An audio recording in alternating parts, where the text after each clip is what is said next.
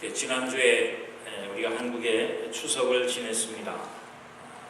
지난주에는 우리가 추석의 기념 예배를 드렸습니다만 한 주 동안 한국에 계시는 분들과 또 우리 반가운 인사를 나누시면서 그리움과 또한 아쉬움을 해소하는 귀한 시간 보내셨는지 궁금합니다. 우리가 추석하면 대표적으로 생각하는 것이 제사 지내는 걸 보통 분들은 많이 생각을 합니다. 추석을 맞아서 조상에게 감사하는 것, 또 조상이 이루어 놓은 모든 터전 위에 우리가 이처럼 살 수 있게 되는 것을 감사하는 것, 그것이 참 좋은 일인데 우리 기독교와 다름에 들어서 우리 기독교를 공격하는 또한 그런 때가 되기도 합니다. 왜 제사를 못 드리게 하느냐? 부모도 몰라보는 부요막심한 그런 사람들 아니냐라고 얘기를 하는데 오히려 우리 기독교는 또 성경 말씀은 부모 살아계실 때 효도하라는 겁니다. 돌아가신 다음에 제사 드리는 것으로 효도하지 말고 돌아가시기 전에 살아계실 때 효도를 다해라, 공경하라라고 하는 것이 기독교의 권면입니다. 요즘 보면 명절 이혼이라는 신조어가 많이 생겼다고 합니다.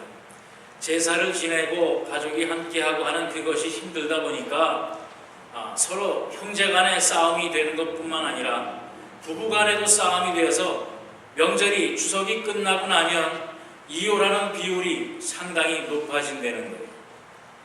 네가 잘나니 내가 잘나니, 너희 집은 어떠니 우리 집은 어떠니, 서로 감정 싸움을 하다가 그만 추석이 명절이 끝난 후에 이혼을 하고 만다라고 하는 그러한 세태가 되었다고 하는 겁니다.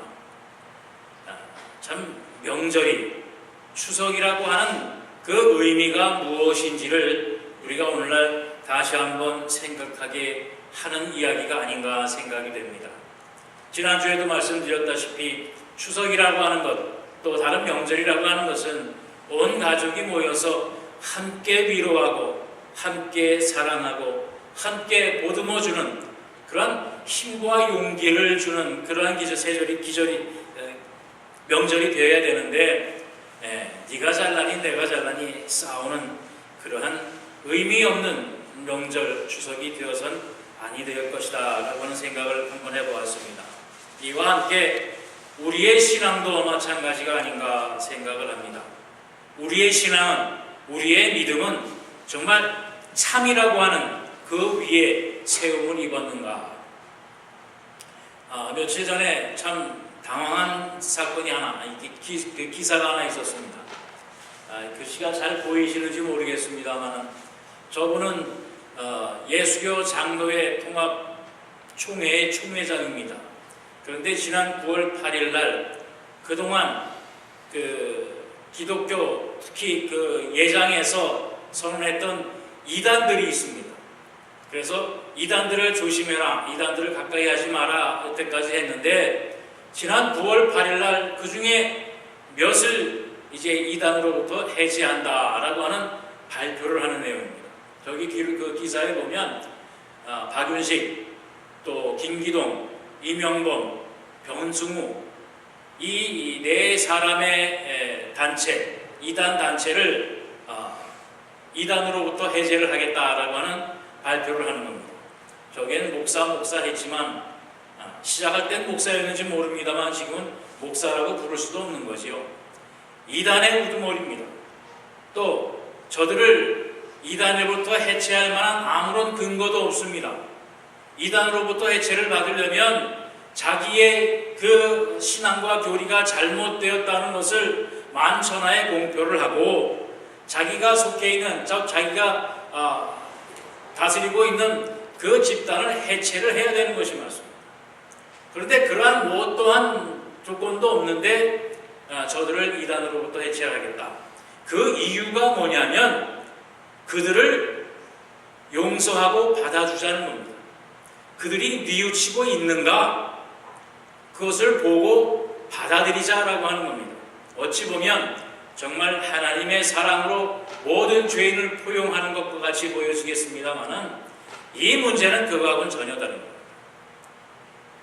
디도서 3장 말미에도 보면 11절에 보면 이단은 한두 번 훈계한 후에 멀리하라고 했어요.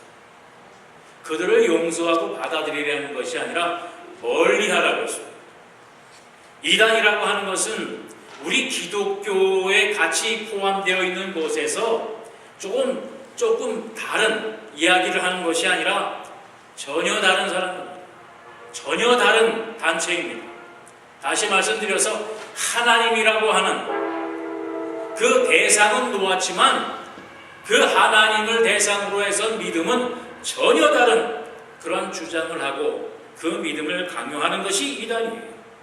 그런데 어찌 그들과 함께 할 수 있겠는가라고 하는 겁니다.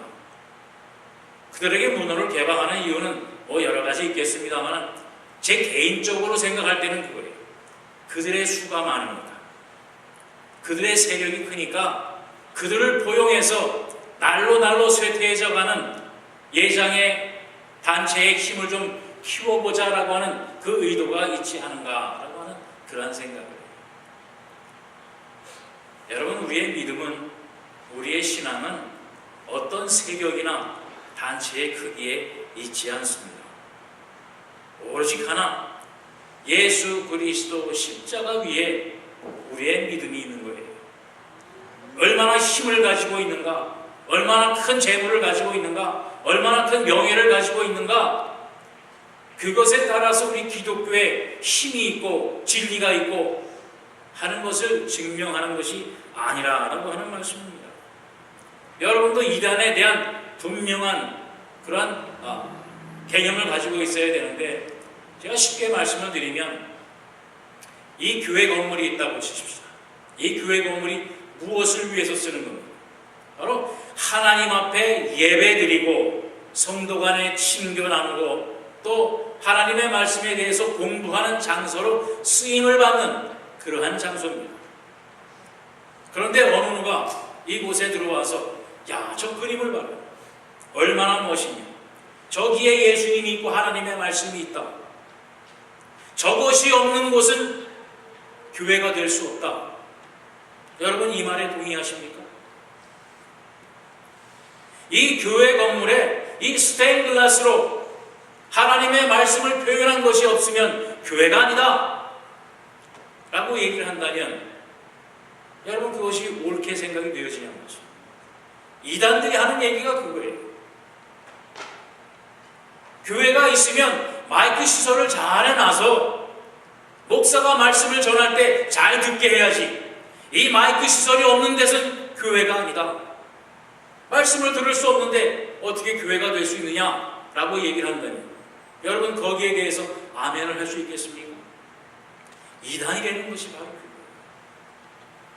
교회의 이 건물은 하나님 앞에 예배드리는 것에 쓰임을 받는 것이, 무엇이 있고 무엇이 없고, 의자가 있고 없고, 십자가가 있고 없고, 그것에 따라서 교회가 증명되는 것이 아니라라고 하는 말씀입니다. 다른 것은 우리가 예배를 드릴 수 있도록 하는 것에 도움이 되는 것이에요.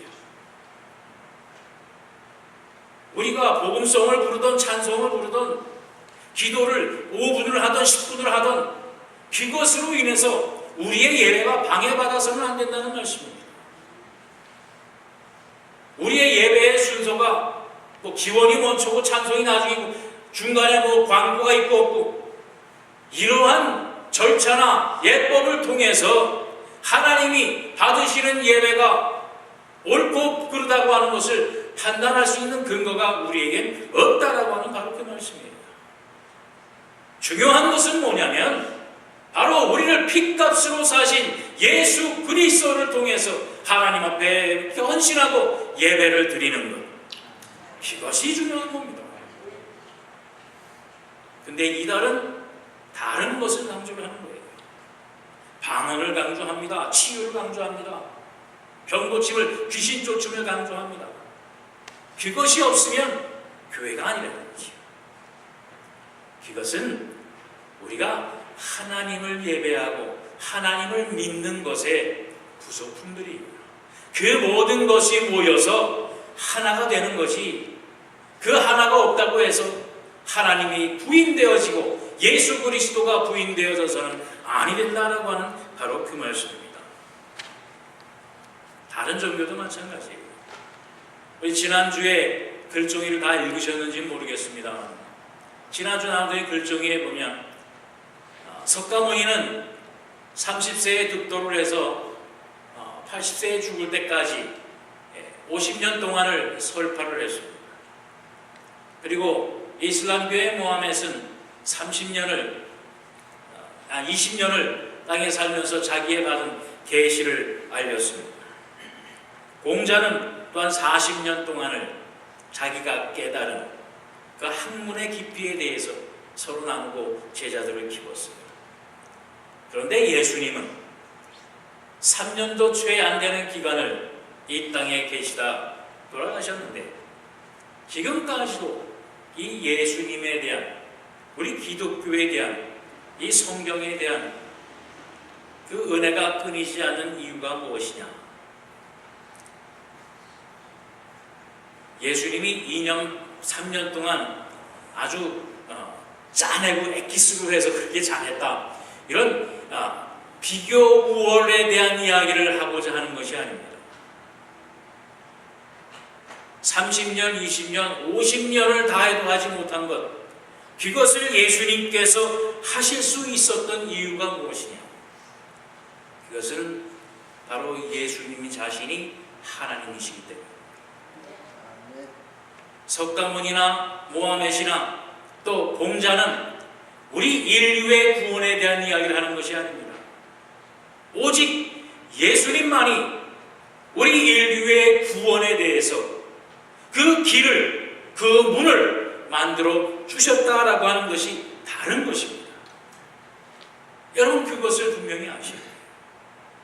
예수님이 이 땅에 오셨다 가셨다고 하는 것, 예수님이라고 하는 분이 어떤 분이냐면 석가모니나 모하멧이나 공자와 같은 그러한 성인이 아니라 바로 하나님 자신이라고 하는 사실이에요. 그들과 비교되어지고 어깨를 견주고 그들 중에 하나로, 우리가 종교 중에 하나를 우리가 믿는 그 믿음이 결코 아니라라고 하는 바로 그 말씀입니다. 우리 예수님께서 이 땅에 오셔서 만들어 놓으신 것이 뭐냐면 바로 이거예요. 마태복음 7장 13절로 15절에 보면 좁은 문으로 들어가라, 멸망으로 인도하는 문은 크고 그 길이 넓어 그리로 들어가는 자가 많고 생명으로 인도하는 문은 좁고 길이 협착하여 찾는 자가 적음이라. 거짓 선지자들을 삼가라. 양의 옷을 입고 너희에게 나오나 속에는 노략질하는 일이니라 라고 말씀을 하고 있습니다. 예수님께서 오셔서 좁은 문을 만들어 놨다고 하니까 세상 사람들은 또 그럽니다. 아니, 하나님은 사랑이시라며 뭐 특별한 사람만 선택해서 예수 믿게 하고 다른 모든 사람들은 그냥 내버려 두고 죽게 만들어내는 거죠. 우리가 보통 교회에서도 얘기를 하죠. 특별한 은혜로 택함을 입은 우리의 백성들이라고 얘기합니다. 근데 무엇에 근거해서 특별한 하나님의 백성으로 삼아주셨는가요? 무엇이 잘나서? 예쁘게 생겨서요? 잘생겨서? 노래를 잘해서? 하나님의 말씀을 달달달 외워서요? 아니죠. 좁은 문으로 들어가는 자입니다. 좁은 문으로 들어가는 자를 하나님께서 택하신 겁니다. 이 세상의 많은 사람들은 멸망을 향하는 넓은 문이 편하고 좋아서 갑니다. 그러나 생명의 문은 좁습니다. 좁은 문입니다.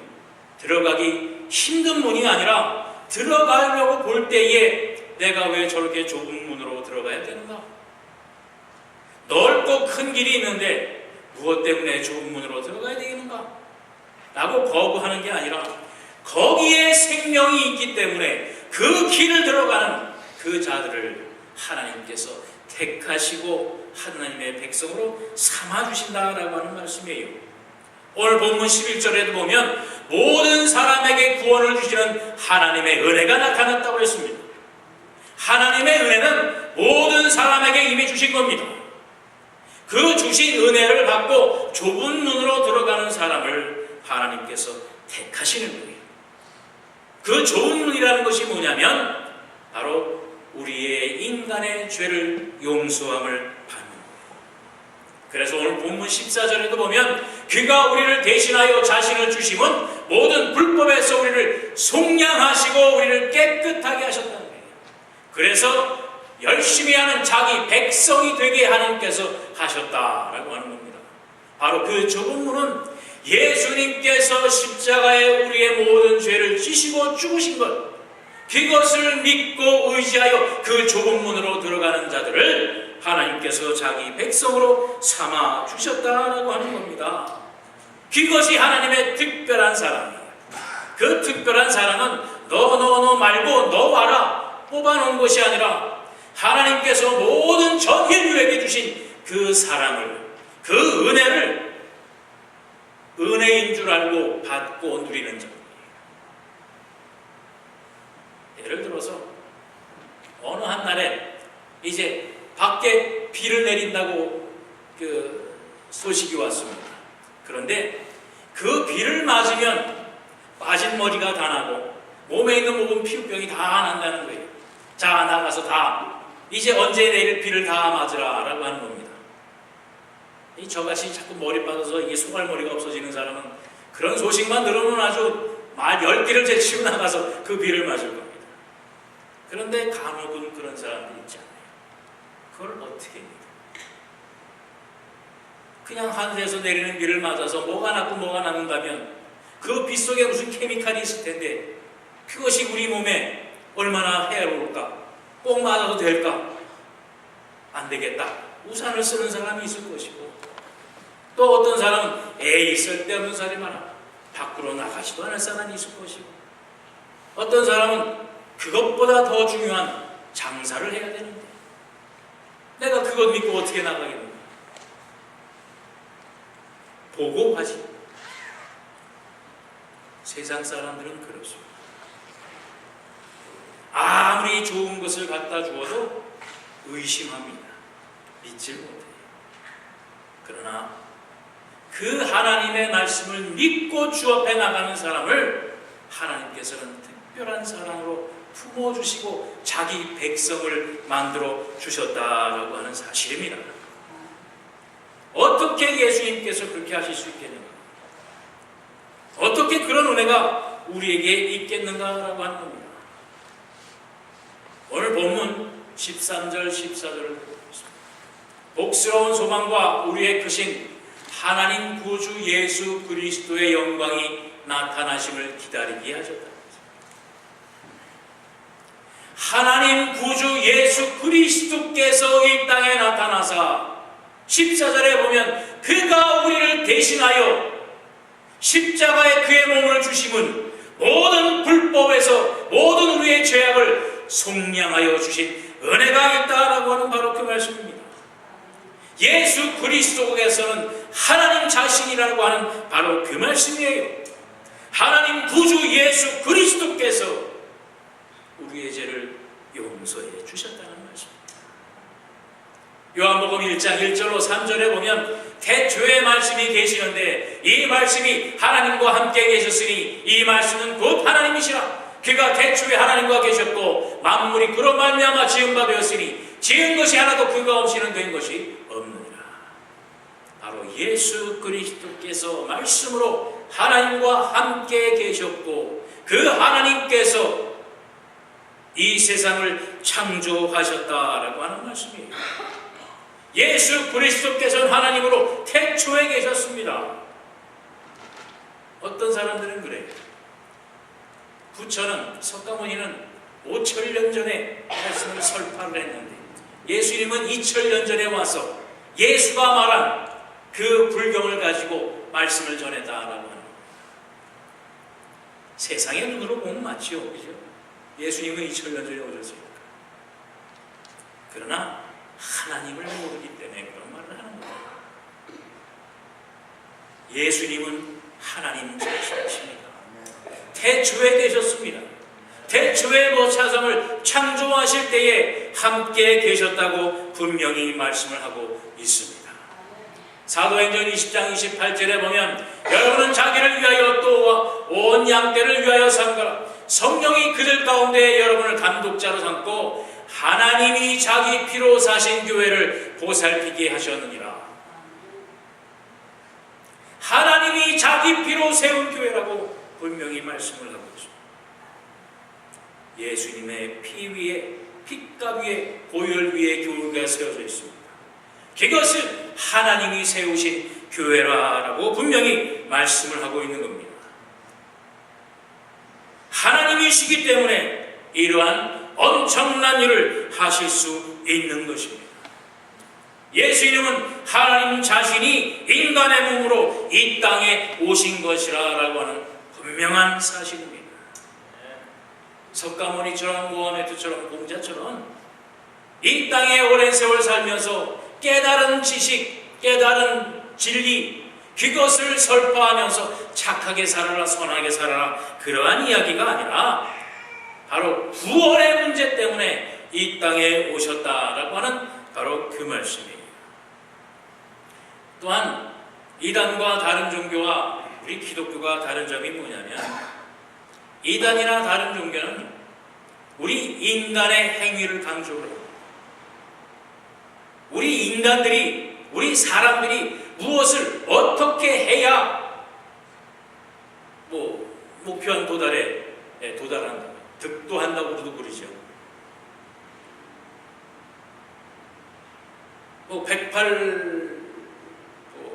108배가 있고 여러 가지 또 있고 코란에 대해서도 그렇기 때문에 지금 폭탄을 안 껴도 겁 없이 죽는 그런 행위에 대한 강조를 많이 합니다. 착하게 살아야 되고 선하게 살아야 되고 베풀어야 어느 지경에 기경에 도달한다라고 하는 그런 얘기입니다. 그러나 우리 기독교는 우리 인간의 행위 때문에 구원을 하는 거죠. 하나님 자신이 우리 인간의 몸으로 이 땅에 오셔서 구원을 베풀어 주십니다. 모든 사람에게 주신 하나님의 은혜, 신이 하나님이 먼저 우리에게 손을 내밀고 다가오신 겁니다. 우리 인간이 열심히 발버둥쳐서 신의 경지에 도달하는 것이 아니라 하나님이 이 땅에 내려오셔서 우리를 품어주셨다라고 하는 것이 다른 겁니다. 얼마 전에 어느 분과 대화하는 가운데에 참 마음에 불안이 있고 용서 못할 일이 있는데 얼마만큼 용서를 해야 됩니까? 예수를 믿으면 얼마만큼 용서를 해야 됩니까? 하는 질문을 하셨길래 10,000달란트에 대한 이야기를 해드렸습니다. 그랬더니 이해가 됩니다 라고 해요. 바로 그 말씀이 마찬가지입니다. 마태복음 18장에 있는 말씀인데 제가 좀 길지만 봉독해드리겠습니다. 결산할 때에 10,000달란트 빚진 자 하나를 데려오매 갚을 것이 없는지라 주인이 명하여 그 몸과 아내와 자식들과 모든 소유를 다 팔아 갚게 하라 하니 그 종이 엎드려 절하며 이르되 내게 참으소서 다 갚으리다 하거늘 그 종의 주인이 불쌍히 여겨 놓아보내며 그 빚을 탕감하여 주었더니 그 종이 나가서 자기에게 100다네를 빚진 동료 한 사람을 만나 붙들어 목을 잡고 이르되 빚을 갚으라 하매 그 동료가 엎드려 간구하여 이르되 나에게 참아주소서 갚으리다 하되 허락하지 아니하고 이에 가서 그가 빚을 갚도록 옥에 가두거늘 그 동료들이 그것을 보고 몹시 딱하게 여겨 주인에게 가서 그 일을 다 알리니 이에 주인이 그를 불러다가 말하되 악한 종아 내가 빌기에 내가 내 빚을 전부 탕감하여 주었거늘 내가 너를 불쌍히 여김과 같이 너도 내 동료를 불쌍히 여김이 마땅하지 아니하고 주인이 노하여 그 빚을 다 갚도록 그를 옥저들에게 넘기니라. 너희가 각각 마음으로부터 형제를 용서하지 아니하면 나의 하늘 아버지께서도 너희에게 이와 같이 하시리라. 하나님이 우리에게 주신 은혜는 우리가 가진 10,000달란트의 빚을 다 용서하신 겁니다. 그렇기 때문에 우리는 이 세상에 살면서 우리에게 100달란트, 1000달란트, 저기에는 100데나리온이라고 했어요. 그건 달란트보다 엄청 작은 액수입니다. 그 모든 사람들을 용서하라고 하는 것이에요. 이유가 뭐냐면 내가 10,000달란트를 빚진 것을 탕감받았기 때문에 그렇지. 그러나 다른 이단이나 다른 종교는 뭐냐면 내가 100데나리온 받은 사람을 용서해 주었으니 100달란트 받아야 될 사람을 용서해 주었으니 1000달란트 받을 사람을 용서해 주었으니 나 10,000달란트 용서해 주시오라고 하는 그 이야기입니다. 우리 기독교인들이 세상 사람들 말처럼 착하고 선하게 살아야 되는 이유가 뭐냐면 구원받기 위해서가 아니라 구원을 받았기 때문에 착하고 선하게 하나님의 말씀에 따라서 살아야 될 의무와 책임이 있다라고 하는 바로 그 말씀입니다. 이것은 방향성이 다른 겁니다. 내가 용서해 주었기 때문에, 내가 받을 것을 안 받았기 때문에 나를 용서해 주어서가 아니라 내가 받은 은혜가 너무 커서 그 받은 은혜는 죽을 것을 살려주신 은혜입니다. 죽을 죄를 용서해 주신 은혜입니다. 그 은혜를 받았는데, 그 사랑을 받았는데 내가 용서하지 못할 사람이 어디 있겠느냐라고 하는 것입니다. 바로 우리의 신앙과 우리의 믿음은 여기에 있는 겁니다. 그렇기 때문에 우리가 다른 사람이 우리에게 빚진 것을 탕감해주고 용서해줘도 아깝고 아쉬운 것이 아니라 기쁨이 있는 거예요. 오히려 그것을 해주고도 감사함이 있는 겁니다. 그것이 우리의 신앙과 믿음이 이단이나 다른 종교와 다른 데에 있다라고 하는 바로 그 말씀이에요. 그렇기 때문에 오늘 본문 12절로도 보면 우리를 양육하시되 경건하지 않은 것과 이 세상 정욕을 다 버리고 신중함과 의로움과 경건함으로 이 세상을 살라라고 합니다. 하나님의 주신 받은 바 은혜가 있기 때문에 이 세상의 정욕과 이 세상에 경건치 못한 것을 우리가 거부하고 이겨내고 경건함과 신중함과 의로움으로 이 땅에 살면서 주님 오실 그날을 기다리는 것, 그것이 우리의 의무요 책임이라고 하는 것입니다. 네, 히브리서 6장 4절로 8절에 보면 이러한 말씀도 있습니다. 한번 빛을 받고 하늘의 은사를 맛보고 성령에 참여한 바가 되고 하나님의 선한 말씀과 내세의 능력을 맛보고도 타락한 자들은 다시 새롭게 하여 회개하게 할 수 없나니 이는 그들이 하나님의 아들을 다시 십자가에 못 박아 드러내놓고 욕되게 함이라. 땅이 그 위에 자주 내리는 비를 흡사하여 박가는 자들이 쓰기에 합당한 채소를 내면 하나님께 복을 받고 만일 가시와 엉겅퀴를 내면 버림을 당하고 저주함에 가까워 그 마지막은 불사름이 되리라 라고 말씀을 하고 있습니다. 바로 우리가 받은 바 용서받은 자의 의무와 책임이 여기에 있습니다. 이 땅에 살면서 우리가 하나님의 은혜를 받은 자로서 신중함과 경건함과 의로움에 살아야 할 이유가 여기 있습니다. 하나님의 은혜를 받고 십자가의 은혜를 받았다고 하면서 여전히 이 세상 속에 죄악 속에 있는 사람들과 동일한 삶과 그들의 신앙을 쫓아간다고 한다면 더 큰 하나님의 심판이 있을 것이라 라고 하는 바로 그 말씀이에요. 오늘 본문의 15절에 보면 너는 이것을 말하고 권면하며 모든 권위로 책망하여 누구에든지 업신여김을 받지 말라라고 말하고 있어요. 우리가 받은 바 은혜에 대해서 감사함으로 거룩함과 의로움으로 이 땅에 살면서 또한 우리 받은 바 은혜를 통해서 이 세상에, 죄악된 세상에 이 사실을, 이 복음을 증거하고 권면하라고 하는 바로 그 말씀입니다. 요즘은 우리 기독교가 손가락질 받고 심지어 개독이라고 합니다. 이 영어로도 얘기를 해요. DOG. 우리 기독교를 조롱을 합니다. 왜요? 하나님의 은혜를 받고도 이 세상의 정욕과 또한 이 세상에 경건하지 못한 것을 거부를 하지 못하고 그 속에 살면서 하나님의 자녀, 하나님의 백성이라고 입으로만 떠들기 때문에 예수 믿지 아니하는 사람들이 뭐라는 줄 아십니까? 기독교인들은 말만 잘한다. 입만 살아있다고. 그 말이 무슨 말입니까? 기독교인들이 어떻게 살아야 되는지 그들이 알고 있고 기대치가 있는데 그만큼 살지를 못하는 거예요. 믿으나 안 믿으나 똑같은데 입만 살아있다는 거죠. 무엇이 다릅니까? 다른 것이 없다는 거지.